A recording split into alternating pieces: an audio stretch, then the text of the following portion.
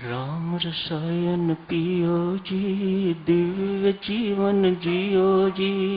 राम रसायन पियो जी, दिव्य जीवन जियो जी। राम रसायन पियो जी, दिव्य जीवन जियो जी। राम रसायन पियो जी, दिव्य जीवन जियो जी। राम रसायन पियो जी, दिव्य जीवन जियो जी। राम रसायन दिव्य जीवन, राम रसायन पियो जी, दिव्य जीवन जियो जी। राम रसायन दिव्य जीवन जियो जी। राम रसायन पियो जी, दिव्य जीवन जियो जी। राम रसायन पियो जी, दिव्य जीवन जियो जी।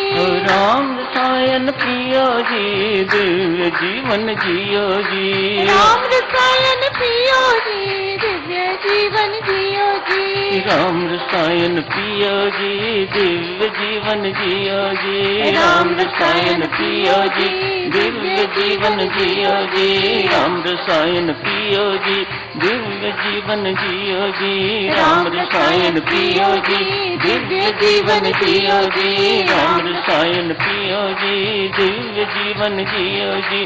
राम रसायन पियो जी, दिव्य जीवन जियो जी। राम रसायन पियो जी, दिव्य जीवन जियो जी। राम रसायन पियो जी, दिव्य जीवन जियो जी। राम रसायन पियो जी, दिव्य जीवन जियो जी। राम रसायन पियो जी, दिव्य जीवन जियो जी। राम रसायन पियो जी, स्वस्थ जीवन जियो जी। राम रसायन पियो जी, स्वस्थ जीवन जियो जी। राम रसायन पियो जी, निरामय जीवन जियो जी। राम रसायन पियो जी, निरामय जीवन जियो जी। राम रसायन पियो जी, निरामय जीवन जियो जी। आशीर्वाद भगवान का मांगी विनती साथ। औषध उसका नाम है वैद्य आप जगन्नाथ। काया शोधक प्राणायाम के अंतर्गत देखिए सज्जनों, स्वामी जी महाराज ने बड़ी बनाट्य घोषणा करी है। आशीर्वाद भगवान का मांगे विनती साथ। औषध उसका नाम है वैद्य आप जगन्नाथ। इस एक पद को साधक सुनो, जीवन में साधक उतार ले। कल्याणकारी पद, मंगलकारी पद, कहीं इधर उधर भटकने की जरूरत नहीं। औषध राम नाम की खाइए, मृत्यु जन्म के रोग मिटाइए। आशीर्वाद भगवान का मांगे विनती सत। औषध उसका नाम है वैद्य आप जगन्नाथ। हर रोग की दवा राम नाम।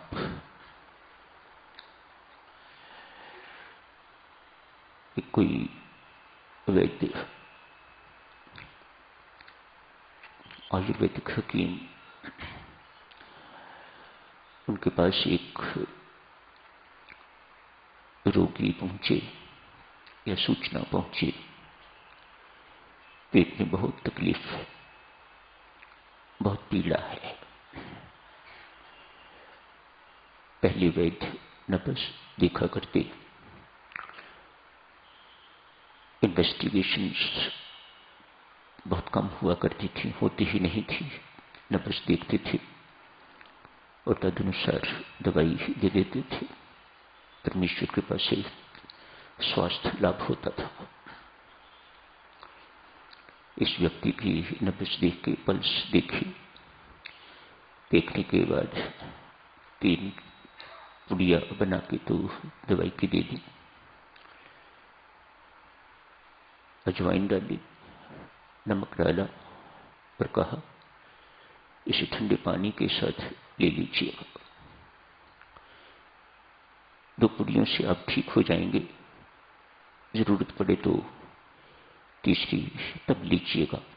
जरूरत नहीं पड़ेगी। ऐसा ही हुआ साधुजनों, परमेश्वर के पास से 2 पुड़ियों से ही वह रोगी बिल्कुल निरोग हो गया। थोड़े से पैसे उससे एक आना इत्यादि से चार्ज किया। एक बहुत धनाढ्य व्यक्ति भी रोगी हो गए। उनको कोई दूसरा रोग था। हकीम जी ने, वैद्य जी ने इनकी भी पल्स देखी और पल्स देखने के बाद 3 पुड़िया बना दी।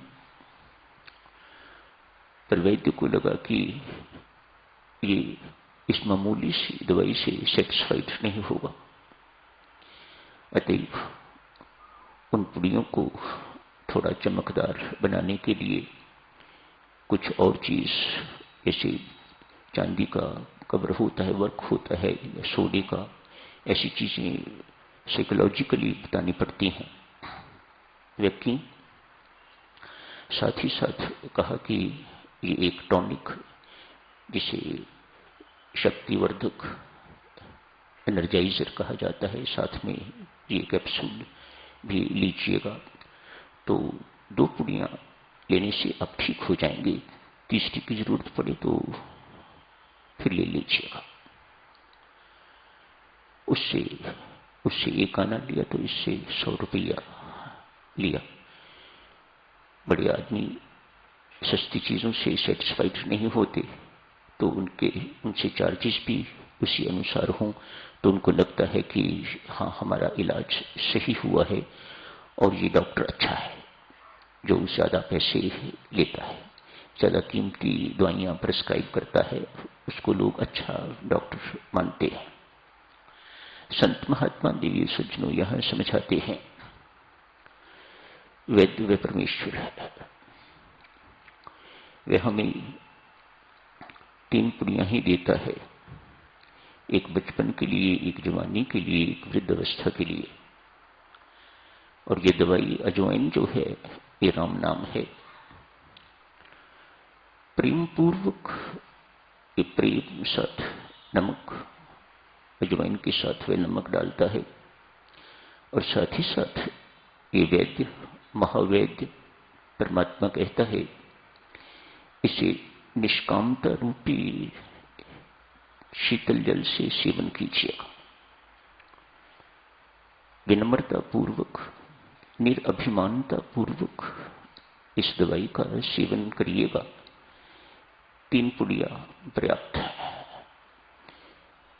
भवरोग दूर करने के लिए ये राम नाम की औषधि प्रेम पूर्वक इसका सेवन करें, शीतल जल से, निरअभिमानता पूर्वक।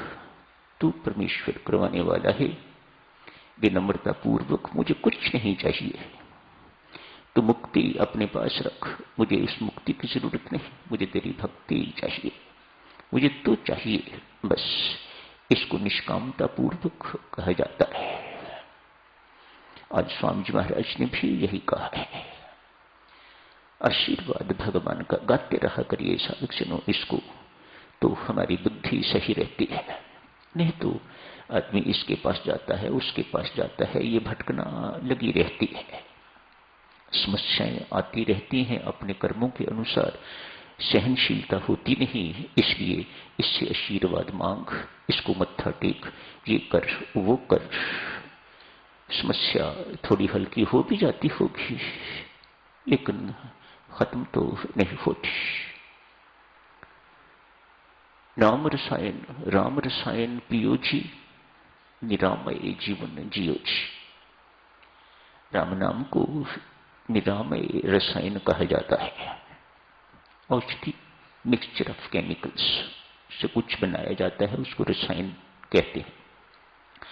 आज वेद में ये शब्द आम प्रयोग किया जाता है। तकलीफ होती है साधक जनों हमें, तो हम तरह तरह के डॉक्टरों के पास जाते हैं। आजकल तो कई तरह के डॉक्टर हैं। आदमी एक से तकलीफ ठीक नहीं होती तो दूसरे के पास चला जाता है। एक दवाई सूट नहीं करती तो वे दूसरी दवाई बदल देते हैं। एक ही टाइप ऑफ मेडिसिन में यदि एक डॉक्टर से आपको फर्क नहीं पड़ता तो आप दूसरा होम्योपैथ डॉक्टर बदल लेते हो या एलोपैथ डॉक्टर बदल लेते हो। एक अस्पताल से फर्क नहीं पड़ता तो आप बड़ा अस्पताल बदल लेते हो। यहां से फर्क नहीं पड़ता तो आप मुंबई यदि अफोर्ड कर सकते हो तो मुंबई या विदेश भी ले जाते हो। ये सब बातें करते हो। संत महात्मा यहां स्पष्ट करते हैं, संसार में ना कोई ऐसा डॉक्टर है, ना ही कोई ऐसी दवाई जो आपको भवरोग से निरोग बना सके। वे औषधि, वे रसायन सिर्फ गुरु महाराज के पास है, जो राम नाम की रसायन देते हैं, राम नाम की औषध देते हैं। उससे का सेवन करने से, जैसे आप जी से कहा गया है, प्रेम पूर्वक सेवन करें, निरअभिमानता पूर्वक, निष्कामता पूर्वक सेवन करें तो भवरोग आपका कटेगा। आप भवरोग से बिल्कुल निरोग हो जाएंगे। साधुजनों, जिस प्रकार से बीज को भून दिया जाए, बीज को उबाल दिया जाए, बीज की शक्ल ना बिगड़े, शक्ल उसकी, आकृति उसकी बिल्कुल बनी रहे और आप उसे भूमि में डाल दें तो वह बीज अंकुरित नहीं हो सकता, उसकी अंकुरित होने की क्षमता खत्म हो चुकी हुई है। संत महात्मा यहां समझाते हैं, गुरु महाराज द्वारा प्रदत्त मंत्र राम नाम भी ऐसा ही काम करता है। हमारे कर्म रूपी बीजों को भून देता है राम नाम द्वारा। वे कर्म बीज भून जाते हैं, उगल जाते हैं, उनके अंदर अंकुरित संस्कार उत्पन्न करने की ताकत खत्म हो जाती है। ये राम नाम की औषधि ही ऐसा कर सकेगी साधुजनों, हर कोई नहीं। इस युग में साधुजनों, संतों महात्माओं ने नहीं, अन्य लोग भी, गृहस्थ भी हैं जिन्होंने राम नाम की औषधि का सेवन किया है। इसके अतिरिक्त जिंदगी में कोई दवाई केमिस्ट से लेके क्रोसिन तक, एस्प्रिन तक जिंदगी में नहीं ली। उनका विश्वास इतना सुदृढ़ रहा है। हैट्स ऑफ उनके विश्वास के प्रति। लेकिन मैं देवियों सज्जनों, मेरी विचारधारा, मुझे आपकी सेवा में रखने में कोई संकोच नहीं। मैं आप सबसे निवेदन करता हूं, उनका विश्वास बहुत अच्छा है, बहुत बड़ी बात है। दवाई कोई नहीं लेनी, राम नाम की औषधि पर इतना विश्वास है, मेरी सिर दर्द भी ठीक होगी, मेरी पेट दर्द भी ठीक होगी, मेरा कैंसर भी ठीक होगा, मेरा ये भी ठीक होगा, मेरा वो भी ठीक होगा। और फिर ऐसे लोगों पर परमात्मा की कृपा होती भी है, ऐसा नहीं है कि नहीं होती। उनमें से एक आज बात करते हैं महात्मा गांधी जी की। जिंदगी में उन्होंने कोई दवाई नहीं दी। बाजार से जो दवाइयां मिलती हैं या आयुर्वेद की या होम्योपैथिक दवाई अपने रोगों के लिए नहीं ली। उनको सुदृढ़ पक्का विश्वास था, राम नाम की औषध से बढ़ के और कोई औषध नहीं है। राम राम जपा करते, पूर्ण विश्वास से जपा करते। शाम की प्रार्थना सभा में गीता जी का पाठ होता तो स्थित प्रज्ञ के लक्षण उसमें रोज उनका पाठ होता। शाम की जो प्रार्थना सभा हुआ करती थी, ये उनका नियम था। मानो यूं कहिएगा, राम नाम जपा करते और गीता जी का पाठ किया करते। ये दो उनके जीवन के मूल आधार थे। ये कहते हैं, एक को मैं अपनी मां समझता हूं और दूसरे को अपना बाप समझता हूं। दोनों की चरण शरण से मुझे जो है मेरा जीवन चलता है। इतनी शक्तिशाली साम्राज्य के साथ टक्कर लेने का बल मुझे इन दोनों से ही मिला है, मां से मिला है या बाप से मिला है। पुनः कहूंगा, महात्मा गांधी जी, आपका विश्वास बहुत बहुत अटूट विश्वास, काश हम में से कोई भी इसका अनुकरण कर सकता, इसको फॉलो कर सकता। मैं आपसे अर्ज करूंगा देवी सज्जनों, जो काम क्रोध से न कर सकती है वह राम नाम से क्यों करवाना। मेरी अपनी विचारधारा, आप इससे सहमत हो तो इसका पालन कीजिएगा, आप इससे सहमत नहीं हो तो प्लीज डिस्कार्ड इट, इसको खत्म कर दीजिएगा ना, ये ठीक नहीं है। मेरी अपनी विचारधारा है। जो रोग, जो कोई काम राम नाम के अतिरिक्त किसी से हो सकता है, उसके लिए राम नाम जो तारक मंत्र है, जो पारक मंत्र है, जो मोक्ष देने वाला है, जो महामांगलिक है, जो सर्व संकटहारी है, उस इतने महामंत्र को क्यों तकलीफ दे। उसे और चीजों के लिए प्रयोग करो, भक्ति के लिए प्रयोग करो, उसे वैराग्य के लिए प्रयोग करो, उसे ज्ञान के लिए प्रयोग करो, उसे मुक्ति के लिए प्रयोग करो, उसे दूसरों की सेवा के लिए प्रयोग करो, दूसरों के काम आने के लिए प्रयोग करो, शरणागति के लिए बल चाहिए, उसके लिए प्रयोग करो। परमात्मा देव, हे नाम की औषधि हमें ये बल दे कि हम शरणागत हो सके, हमारा जीवन निष्काम हो सके, हमारे हृदय में किसी प्रकार की कामना न उठे। इन उच्चतम कार्यों के लिए जहां और कुछ काम नहीं आता, वहां राम नाम का प्रयोग जो है वह करना चाहिए। बहरहाल ये लोग गलत नहीं है। महात्मा गांधी हुए, बंकिम चंद्र चटर्जी हुए, ये जीवंत उदाहरण हैं जिन्होंने दवाई खिड़की से फेंक दिया करते। हम राम नाम के औषध लेने वाले हैं, हम राम नाम के औषध खाते हैं। महात्मा गांधी की चर्चा शायद 2 मिनट के लिए करते हैं। राम नाम लेते लेते आज मन उब गया और अधिक राम राम जपने को मन न करे। व्यस्त जीवन, संसार में रहते थे, संसारियों के मध्य रह के साधक जनों, असंसारी रहना बहुत कठिन। हर संसारी चाहता है कि ये व्यक्ति भी मेरी तरह संसारी ही बने, और बनाता है, घेर के रखेंगे उसे, संसार की तरह संसारी बातें करेगा, उसका दृष्टिकोण ही संसार की तरह है, वह दूसरों के साथ व्यवहार भी संसारी ही करता है, वह दिव्य व्यवहार नहीं कर सकता, उसे पता ही नहीं दिव्य व्यवहार क्या होता है।